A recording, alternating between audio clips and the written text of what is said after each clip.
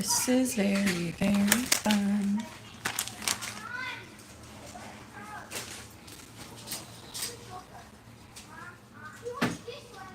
Zero people. Okay.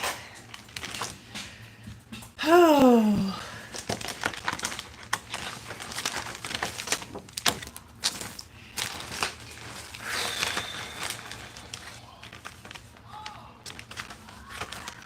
Oh, hello. Yay, someone's finally joined me. Hi, Candace.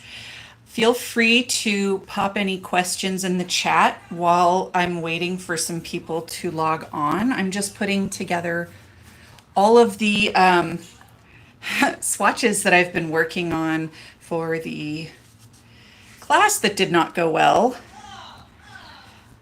And they deserve to be shared with the world. So I'm going to wait about maybe two more minutes.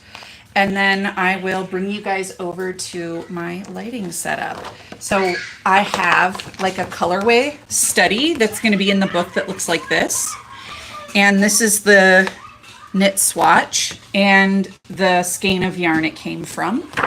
And in this case, we have kettle dyeing with high, medium, and low water table. We have these different speckling densities, which we'll be talking about later, in order and also out of order, just to show the difference between random and not.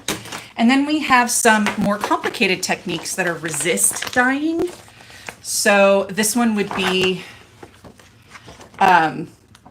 like for planned pooling with a 20% color section and an 80% background. And this one has several resists on, so it kind of gives you this interesting background. You know, this camera is not really picking up as beautifully as I would hope.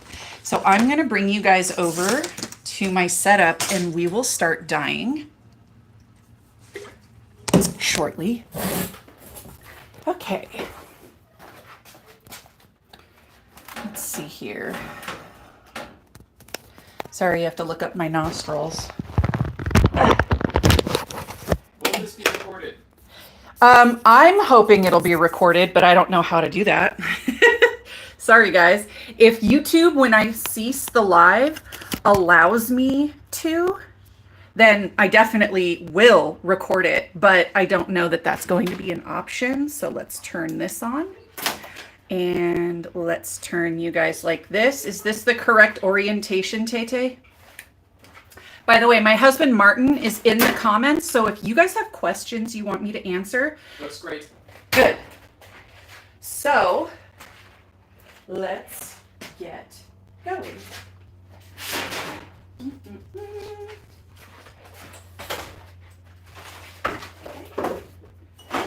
So, can you guys hear me okay? I have you in my earbuds so that we don't have weird communication issues. Can you hear me okay, Martin? How does it sound? Okay.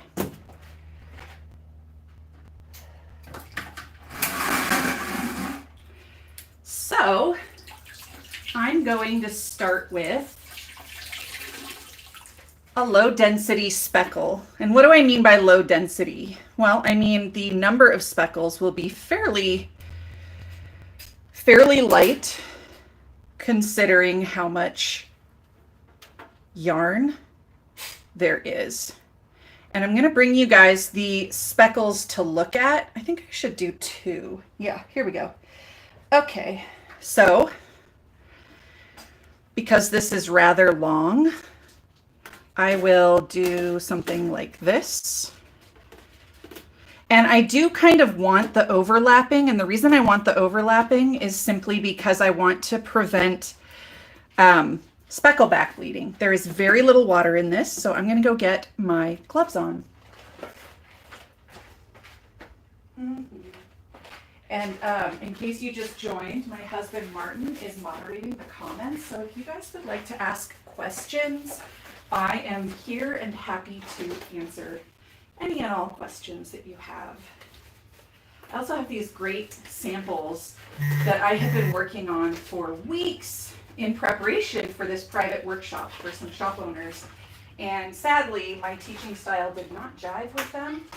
But, 17 years, first time I've ever had someone leave early. I'll take it as a win. Pretty good batting average.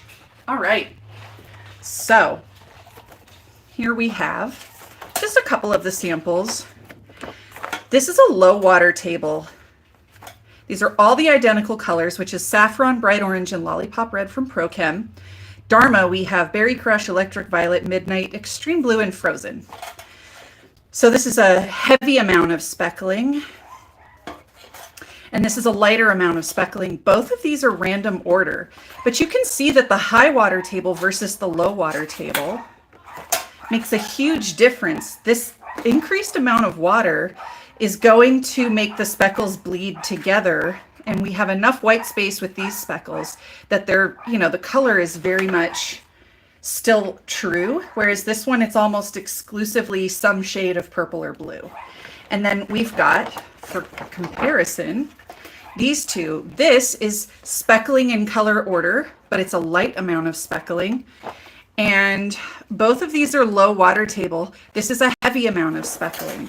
So if we look at these two together, you can see that adding in those additional speckles almost makes it look like a broken kettle die instead of a speckle. So without further ado, I'm going to show you some ways that I like to speckle. I have these great little restaurant shakers. And even though I have these already ready to go, I will still demonstrate putting it in and give you an idea of what we're going towards. So one fun thing about having a husband who is extraordinarily good with craft is that he 3D printed me these speckle shakers with the diameter that I wanted. And let's say I wanted to individually speckle, I could just pop them out.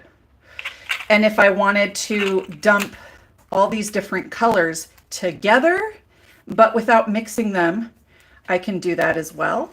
So I'll give an example right here. And I also have these restaurant ones that I quite like. And what I like to do is fill them with a little bit of salt and a little bit of dye, because the salt helps the dye drop more evenly. So I'll get some dye to put in here. The color I'm going to use is, where are you? Frozen from Dharma. So that's this color. Here's what the dye powder looks like. And oops. Now this is a speckling tool that a lot of dyers like to use. I'm not one of them, but I will demonstrate why. So I'm going to take the same pinch in there. I'm going to take that same amount and just lightly put it here. So this top portion of the skein is going to be with my hand. The middle portion was with our super cluster, and this back portion, so it's called a cake dusting wand. I'm going to turn it, and I think that it drops too much.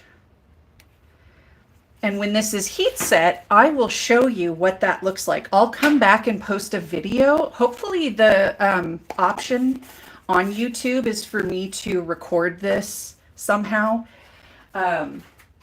Another thing I really want to show you guys that I think is sort of a hack, a really good hack, is using a spray bottle, a really fine mist spray bottle, to fix your speckles on superwash with citric acid water. Now, I did recently have people in my space, so I'm not finding my spray bottle as easily as I would like to. I will have to do that at a later time and splice it in. But I basically just go and all this loose powder gets fixed in place. So I'm going to move this, put it in my proofer.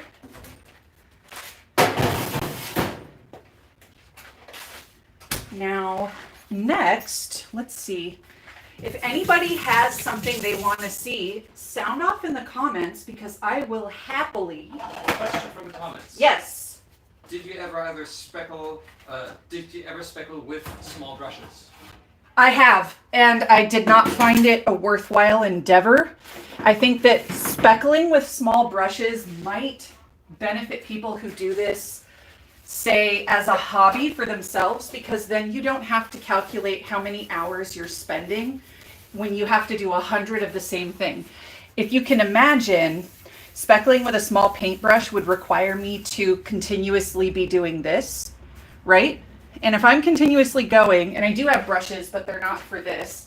Let's say I was using a brush, I'd have to keep doing this. Now you have to imagine we're in a wet dye space. You probably have yarn cooking somewhere. That ambient moisture from the air is going to get in here, keeping it open over hot pots and speckling.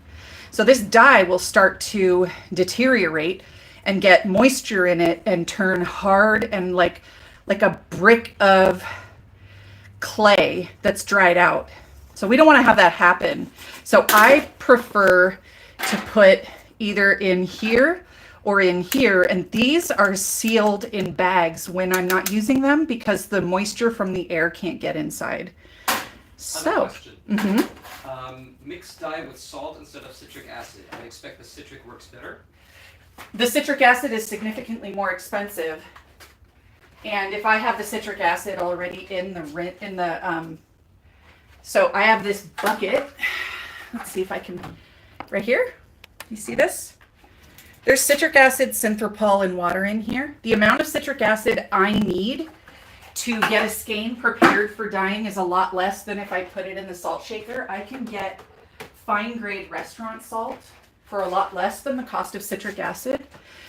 It used to be less expensive. These days, I think it's like quadrupled in price from the supplier I go to. So, no, I would use salt because I'm going to be spraying it with a citric acid mist anyway afterwards. Question. Are we doing acid dyes or wool here? This is wool, and we are using acid dyes. Thank you for asking. So I can. The citric acid comes later? No, it's already soaked in the citric acid. The citric acid was in the soak solution that I just showed. So I'm going to show you guys one easy way to get a lot of color in your speckles that I don't think I've ever heard anybody talk about. And by the way, this is not, typically you wouldn't set your speckles in something like this. You'd have a higher water table. I have a proofer, which is, let's see, this guy. So I don't necessarily need to have, I don't have to have a water table because it's an ambient temperature.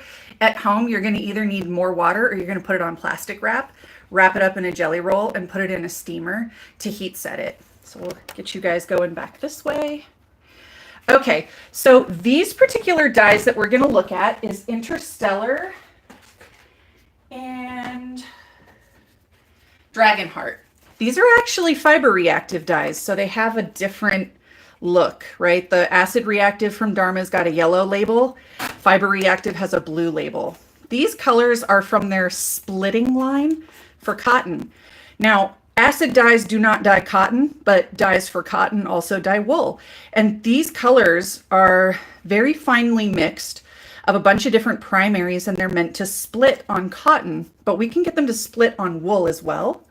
So we're going to do something like this. And we'll go into this one with the other hand. And when I cut this video together, fingers crossed, later on, I'll show close-ups with a knit swatch so you can see all the little teeny tiny colors that start to show up. Does the close-up look good, Martin? There we go. Looks great. Wonderful. Okay, does anybody want to call out something they want to see demonstrated? I am happy to do so. I love teaching. I do it for free well, I am doing it for free right now, but I would definitely teach all day, every day for free. Mostly because I just love people more than anything else. There's a fun way. It's not necessarily speckling per se, but But if you guys want, I will set this up. One person would like to see resistance dyeing. Of course you do. Do you have 2 hours? So to show what we're talking about, let's bring over the resist dyeing sample. So here's our resist dyeing sample. And I do have on my channel pre-filmed something called How to Create a Space Gradient. There's also a Nomad tutorial that's a blog.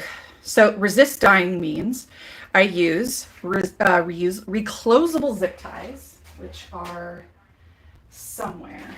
They're probably upstairs because I was using them to hook yarn. You can use a lot of different things to tie a resist. I used to use cotton t-shirts, waxed cotton yarn, but basically you take the skein and you tie resists really tightly. Then you dye the background color. So at the end, I will do resist dyeing. The reason I'm not doing it right now is because I'm not set up for it. And this has to be hot and acidic, the bath that I make. So I don't want people to sit here for 20, 30 minutes waiting for the bath to get up to temperature, but I will demonstrate it at the end because I will need to go and prep some skeins to do so. But the benefit of one of these is that you get a dark background with the light pops of color as opposed to speckling, which gives you a light background with darker pops of color.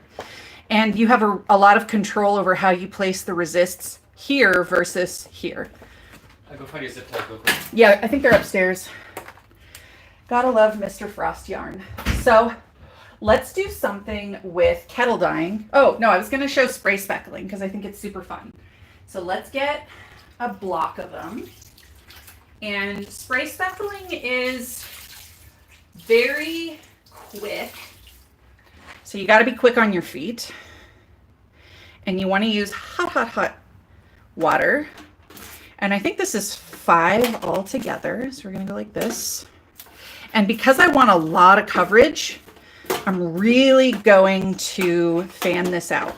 And we're gonna do 2 forms of spray speckling with the same colors. One is gonna be colors in order: pink, orange, yellow, green, blue, purple. The second one is gonna be random. And then we're gonna look later in the future when they're cool and rinsed and dry and knit into a swatch, how the colors translate when they are in order, so less blending, or random, more blending. And let me give you a little peek into what that's gonna look like. This is a random spray speckle that I've done.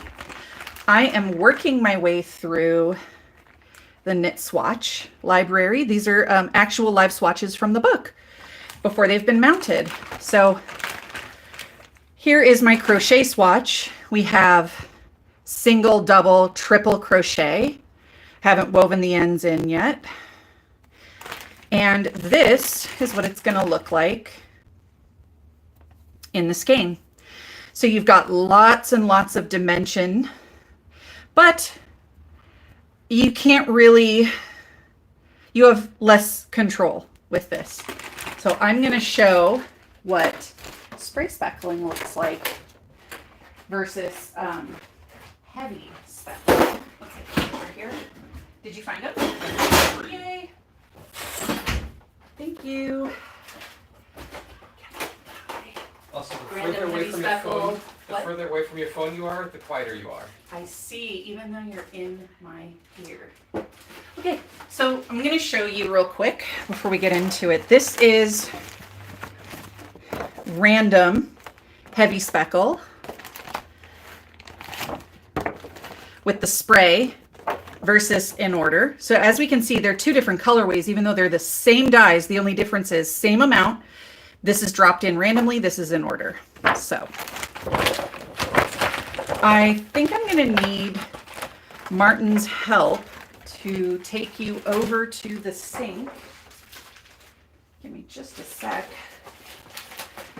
And the colors I'm going to use once I get my gloves on are usually from ProChem. I love ProChem dyes. Just in my opinion, they've got a higher milling standard. And okay, here we go. And here we go.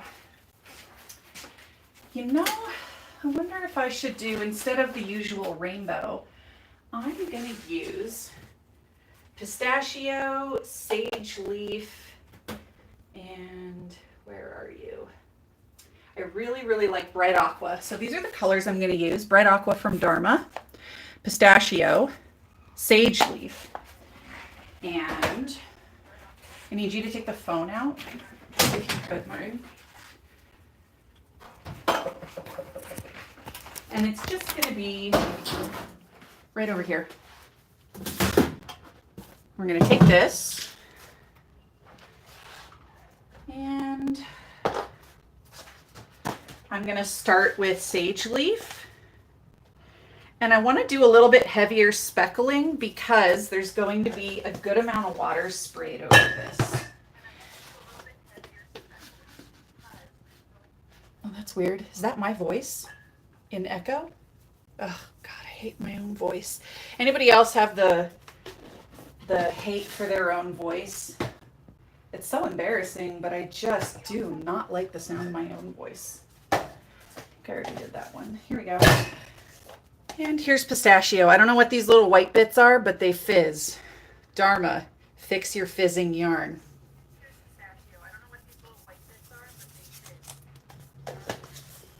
Okay. Now, just to be on the safe side, I'm going to put a little bit of citric acid over the top, simply because I'm not going to be using the mist. Now, I'm going to bring my spray up to high, and I got to do this really quickly, but I'm basically going to spray over it super quick and then get it right on the proofer, right inside the proofer. And so here we go. Now let's say this simply isn't enough dimension. There's something lacking. You don't like it for some reason. You can do many, many other things. In my case, what I'm going to do is selectively play with colors opposite the spectrum to these greens. So I'll take grape, which is a primary from the MX line for fabric and cotton. And I'm just going to drop it in the areas that don't have any saturation. Now I'm going to take a hot pink. Where are you? Here we go. I'm going to take you and I can kind of put this where I want to. And for a little bit of spice, we'll add some orangey yellow.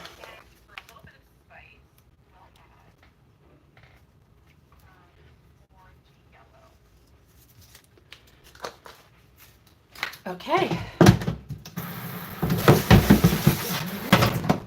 There we go. Now I cannot touch this with water again, but I can keep speckling. So what I think is going to be fun, there's a color from Dharma that's meant for splitting, and it's called, I think, Black Ice.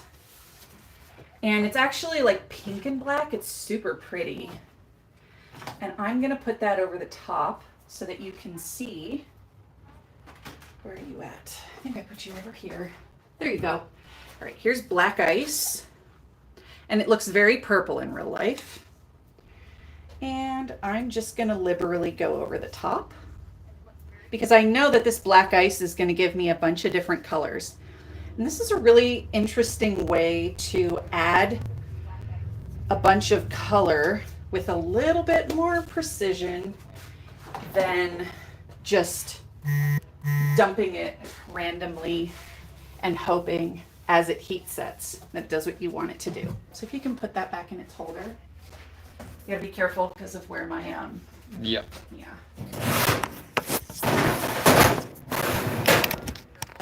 Okay.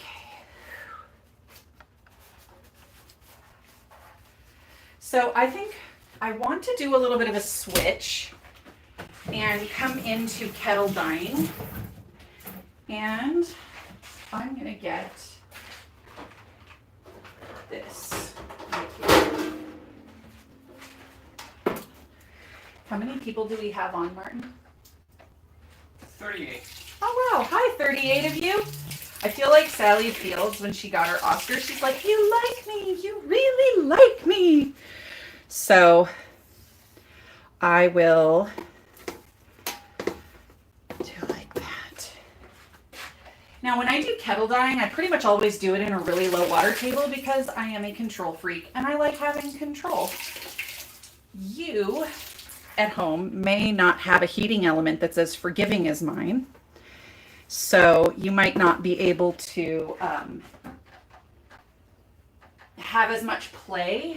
I have seen people microwave their yarn to success. It's just not something I do because I'm very concerned about the reaction time of the dye set. You know, the heating and all that is being perhaps more sped up and thus not as stable. That's what one of the chemists told me. So I like to go low because I know I'm going to be adding dye stock. Now, since I got up really early this morning to set up for this, I happen to have a lot of dye stock already made. So that's part of the reason why I'm doing this. I was really sad that they didn't want to finish the 5-day workshop. So Question from chat. Yeah. So I would love to see how to get some deeply saturated tonals. Deeply saturated tonals. Let's see. I think we could do that. We can do that. So I'm going to show you guys how to go from 2 colors. This is Rhodamine Red and this is Midnight from Dharma. And we're going to use syringes to get the color on. All right. So we're going to start with 100% Rhodamine Red. What's 100% in this context? It just means that it's Rhodamine Red straight out of the jar with nothing else in it. And when I say 100%, what I really mean is there's nothing in it except Rhodamine Red. So let me get a little rinse jar going. Then the next one that I'm going to do is going to be 9 mLs of Rhodamine Red. Okay, so we're going to do 9 mLs of Rhodamine Red. Okay. And I'm going to do 1. Wait, is that? Nope, that's green. 1 of our purple to see how that shifts the shade. And as you can see, it still looks like a vibrant magenta, but it is a little bit deeper. So now we're going to do, you'll see there's mLs right here on the side. So I'm just going to grab it, go up to 8, rinse the tip so we don't foul our dye stock. Okay. Oh, that's green. I need to just put this green somewhere else. Okay, now what's in this dye stock? I will happily tell you. This particular dye stock, I always do, Martin calls it standard sauce, which I think is adorable. And you'll notice that I'm about an inch away from where I want the line to be, and then I work the color back. And the reason I like to use syringes is I know I'm using the same amount in each section. And what that means is if I'm selling someone a bag of 10, I don't want it to be like our favorite yarn ever, Malabrigo, which each skein is its own thing. And when you do a sweater, you have to stripe it because it definitely does not match skein to skein. So this allows me to match skein to skein. Now I'm going to do 7 mLs of the Rhodamine and 3 mLs of our Midnight Blue. And now we're starting to get into like a vibrant purple. And don't worry, these lighter areas, those are on purpose. I'm going to show you what we're going to do with the backside to really amp up the saturation. So You got a little bit sidetracked on the standard sauce. Oh yeah, standard sauce is 1 gram of dye per 100 mLs of water. And that allows you to very easily measure for gradation. Now, if you're in America and you're used to using a teaspoon to a tablespoon, unfortunately, that's not going to allow you to scale things up very easily. You're going to have to, sorry, I need to go get some paper towels. Whew. You're not going to be able to, like, say you had 100 of one colorway Do you really want to be measuring tablespoons every pan? No. And the other thing is the dye density, meaning how much the dye weighs, is different from color to color. So a tablespoon of one color and a tablespoon of another color is actually fairly likely to be two very different color values. And what does that look like? Well, let's say you're doing a gradient and you use tablespoons to teaspoons, and there's 3 teaspoons to a tablespoon. Well, okay, if you have 2 different dye densities, then the gradations will not be clean. They'll be really messy, and it'll kind of look like, oh, I went the opposite way. See how I knew I went the opposite way? Because we're back at this color. But that's okay. This is art. And this is what art looks like. So I'm going to get all of this and then just a little bit of this. And go right over it. No harm, no foul. All right. And now, just for ease of simplicity, I will pour the rest of this dark, beautiful Midnight over. And now what we're going to do is we're going to bring in some lovely blues on the back. I had to come up with ways as a dyer to do multiple steps in one go because I was wholesaling a lot. And when you're wholesaling, you're working for very little money. And since I'm paying for the dye, power, acid, water, I do need to account for all of that extra time as well. It usually works up to about $5 a skein when you're wholesaling, which isn't a lot of compensation considering I have $10,000 worth of dye and tools that I had to pay for. So on the back side, I'm gonna do bright aqua and extreme blue, which is such a great color, but unfortunately you don't see it until the heat hits it. So this is a great way to get a whole lot of saturation. So I'm just going to kind of liberally go over this. And I happen to know that these colors do wonderful things together. If they didn't, I probably would not feel as comfortable, you know, doing this, because what if it was colors that created brown? Doesn't look like a unicorn, mermaid, disco, rainbow kitty when it's brown. And now I'm going to put just a little bit of yellow in through here, and we're going to hit it with the spray off camera because I've already broken this phone once and it cost $1,000. The yellow I like to use is Flavine or fluorescent lemon from Dharma. I think it's going to be right over here. You know, when people are in your space, it always makes it difficult to find where your stuff is. There we go, fluorescent lemon. So the point for this is that it's going to give me an orange, and it's going to give me a little bit of yellow, and where it touches the blue, it's going to give me some greens. Okay, I shall be right back.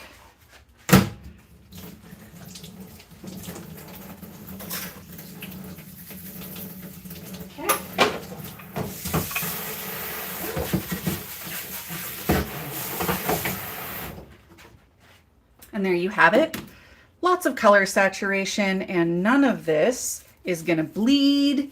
Well, the hot pink always has a little bit of tint to the water at this saturation point, but lots and lots of color. Now, I think a good thing to talk about, since we have someone who wants to know how to get lots of rich saturation, is how much can we get into a skein? So let's get into that. Let's do a little mini tutorial on measuring your dye and doing a gradient between 2 colors. I think that'd be a lot of fun. And this took a long time for me to learn because nobody was teaching it, and so I'm pretty self-taught. And the book I got on dyeing yarn was extremely boring and was more like a chemistry tutorial and nothing like how to get good speckles or how to get good, you know, something or other, whatever's. Take a quick hydration break.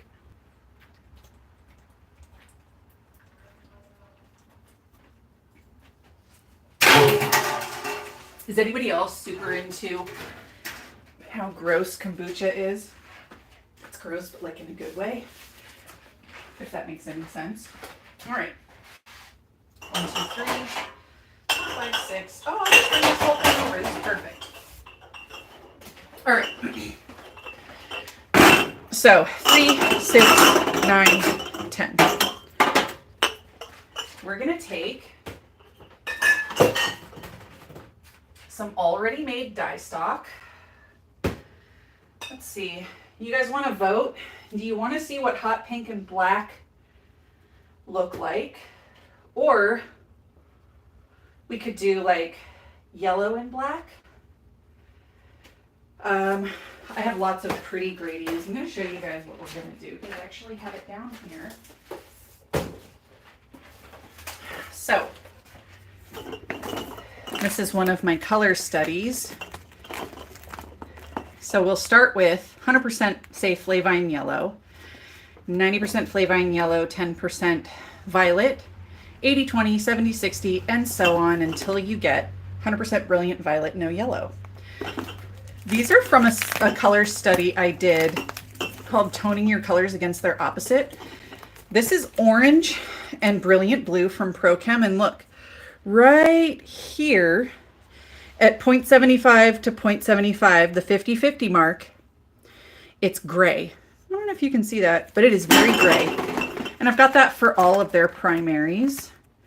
And I also have saturation studies, so what hot pink looks like at 0.01% all the way to 1.75. Well, actually there's 2. I have it to 2%.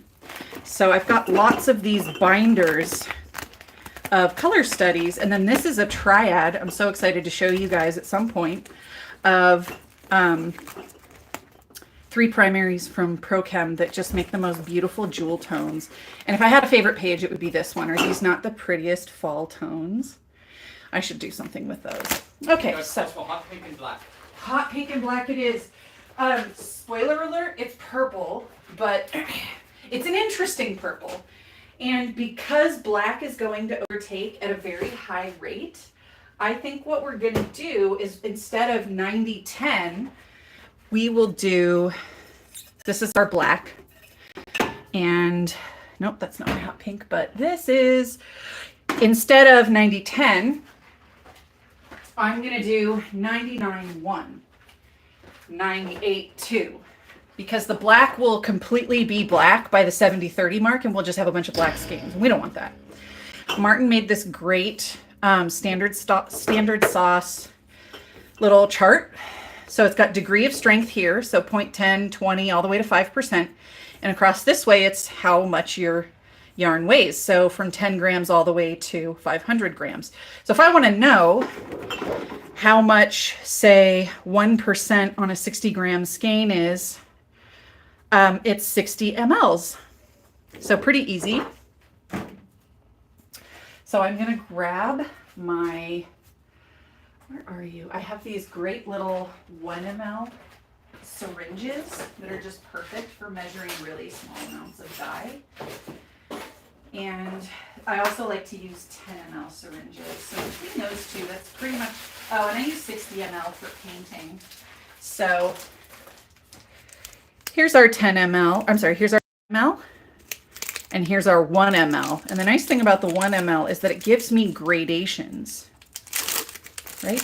So we have 0.1, 0.2, all the way to 1. So I can get really fine percentages. And the math is pretty simple. It's just gonna be, oh, here's the other thing. I don't like to switch back like this. So what I'll do is put these here. I think I can get one more there. Yeah. So what I'll do is the first color first, and that's going to be our hot pink, which is called rhodamine red, but it is in no way red. You can't get a usable red out of it if you mix it with yellow. And I'll show that in the book. I have so many colors. I love this color. It's my favorite hot pink of all time. So we're going to start with 99. So what is that? That is 9. Where are you, 9? Sorry, these these are kind of hard to read. So this one is 90. And then I'm going to do, don't mind our dead bug friend, 0.9 right there. Perfect. It's already there. So that's 99. Then I'll do maybe 90. Boop, boop. Can you see that? It's really hard to see because it's so dark. Okay, 90, 90.8. And then I need a little bit more. 90.8. And then let's just 97.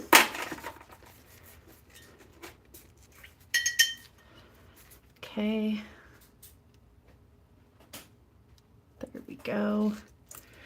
So I do all the pink first in order. I'll do to 96, then to 95, then we'll do 90, 85, 80. So we'll have closer jumps and then larger jumps. Just to, there we go. This. Okay. Last one is going to be 95. Okay. 95. Usually I mark these off. Okay. Now let's just do, I think we'll do 90.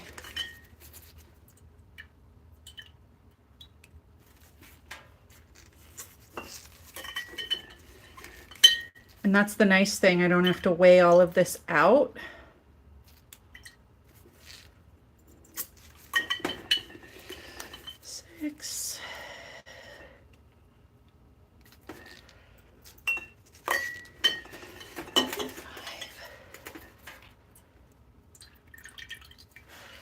On the scale, I can just do this right here in the syringe.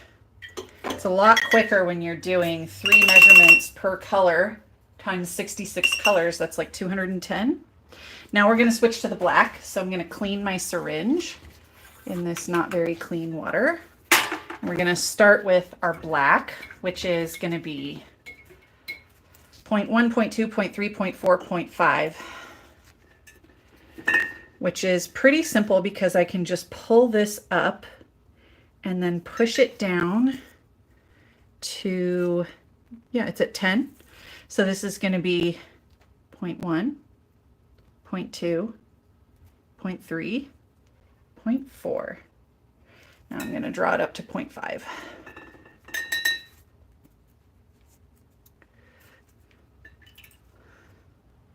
There we go, 0.5. And now we're going to do 1, 2, 3, 4, and 5 on the other side. So 1, 2, 3. Oops, pulled up a little bit of air. You can kind of feel it when you do that.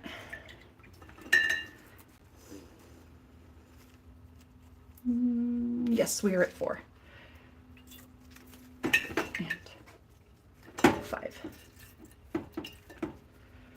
All right, now I'm just going to fill these up one by one with hot water. There's already some citric acid in them. And then we're going to dunk our skeins in and see what we got. And so for the last one, I think what I'm going to do is go upstairs and we're going to find a skein to sacrifice to the gods that's already been rainbow dyed. And I'm just going to tie the resists on over the top. And that's going to allow me to show you guys, as our final little thing here for tonight, how to do resists. There's 2 ways. You either tie the resist, do the background, or You kettle dye the yarn, and then you tie the resist, and then you just over dye.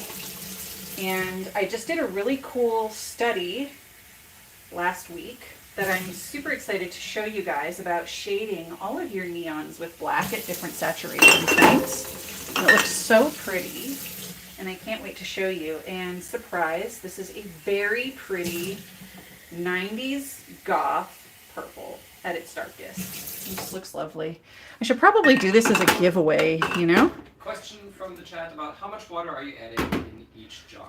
That's a good question. I'm just adding it. I know when I add the skein of yarn that it's going to raise. So this is there's little markings on the side. So that's 400 mLs of water, but it's actually the values that we're looking at are not, don't take into account how much water we're using. It is simply how many grams of dye powder. In our case, that's been suspended in dye stock.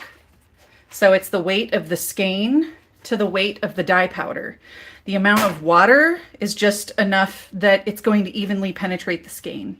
So how much dye pigment is going to be attached? That's all. Looks like these have got a little bit of residue on them, possibly, even though I just rinsed my hands, there's something in this dye pan. So these are going to be freckled. Good thing they're just for display. They can be pretty without being perfect. All right, here we go. Is this, yes. So here's our lightest color.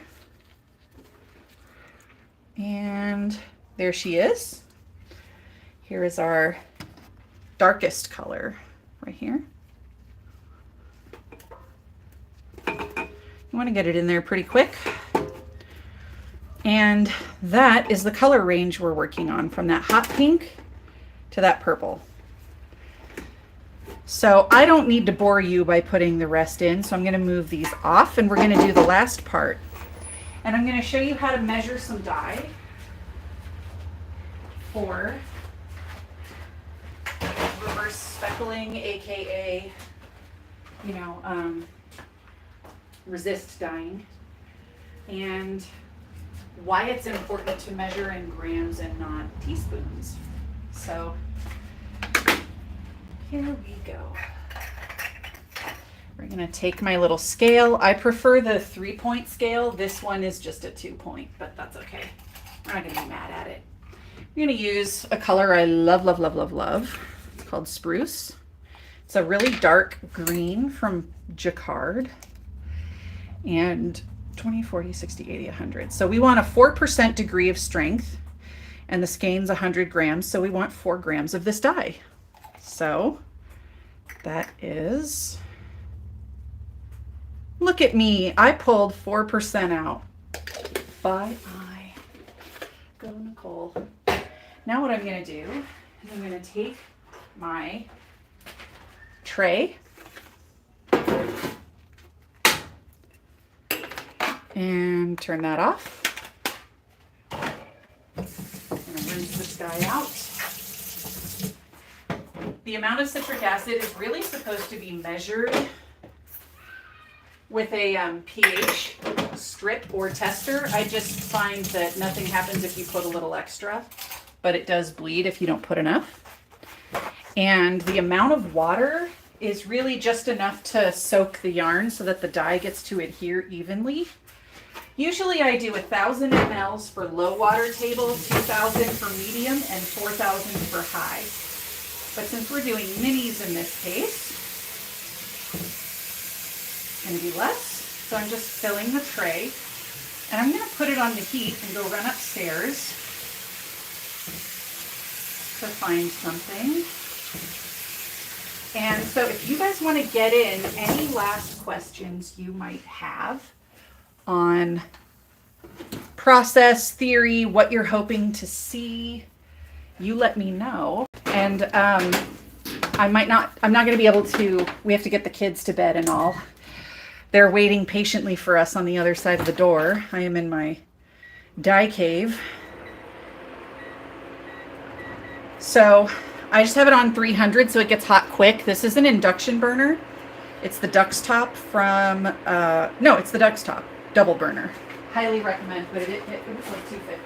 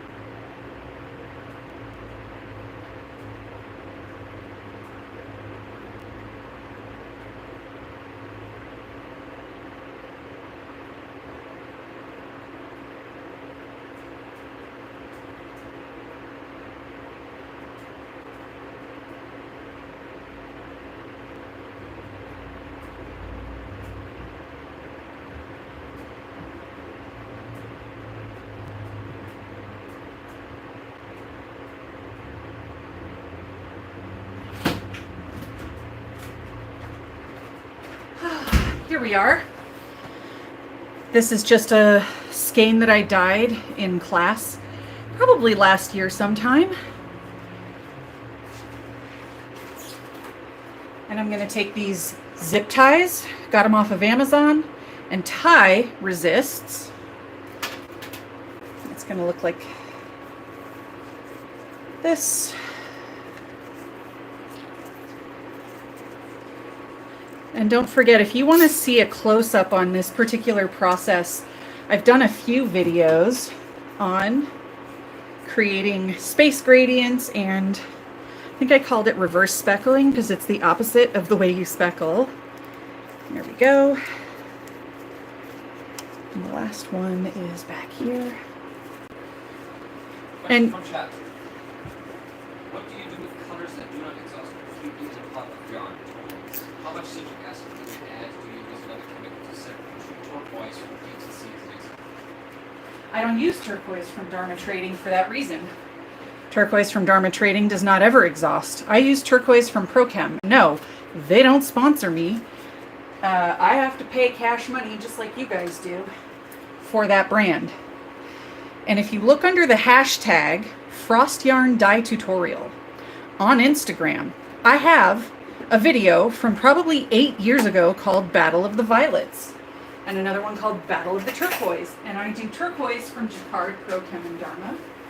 And I show what each one looks like and how much it bleeds right there for you. So now I'm going to bring it down to 200 because I don't want it to boil, even though it's superwash.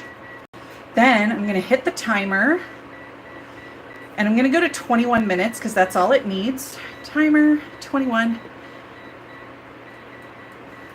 And when a color bleeds, then you need to use less dye or find a better performing dye from another brand.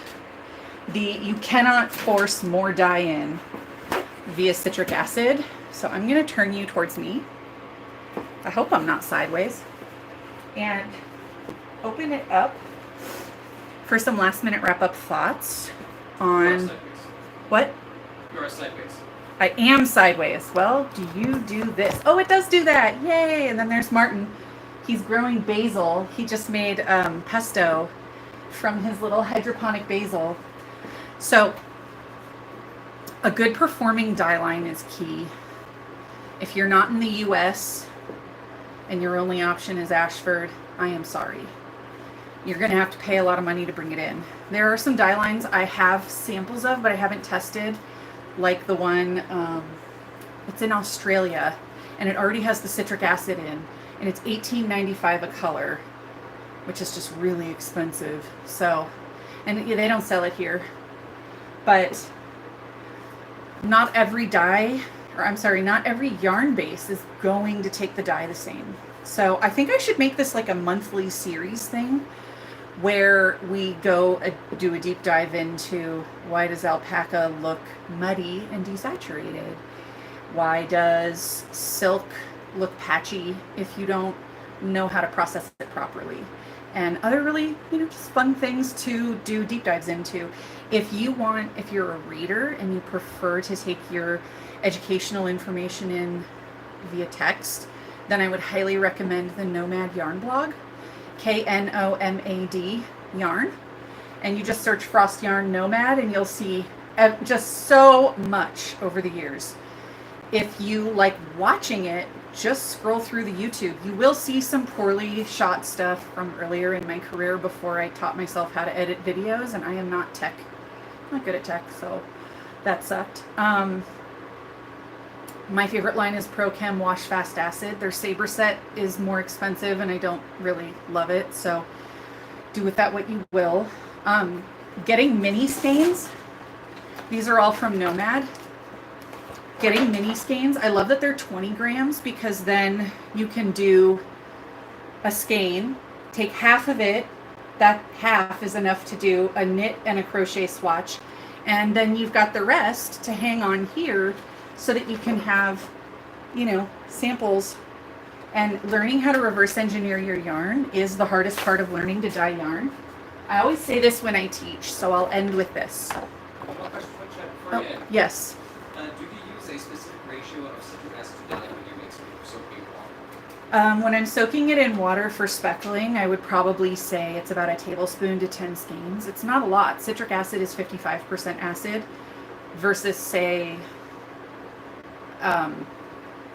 vinegar, which I think is around 5, but it's not consistent because it's naturally derived and it doesn't have any smell, and it's a lot cheaper than getting jugs of citric acid. When I'm doing a really, really dark colorway that's at 4% degree of strength, so 4 grams of dye per 100 grams of yarn, yeah, I'm going to kick it up with the citric acid, but I can tell because if it's not clearing, I'm going to add more citric acid and I'm going to let it exhaust to room temperature. And if you guys want to email me, frostyarn@gmail.com, with some questions, I will happily answer them. We'll just make this a monthly thing. I'll show little back end parts of the book and we'll do a little dialogue. I'll try to keep it a snippet. And I just want to thank you guys for showing up today. I cried so fucking hard. I have never been fired. I've never been fired before. Certainly not mid-class. So I was glad that you guys hopped on with me so I could do the thing I got up at 7:30 to start prepping for this day. So now I got to do it and I don't have to do that thing where you fall asleep and then you just can't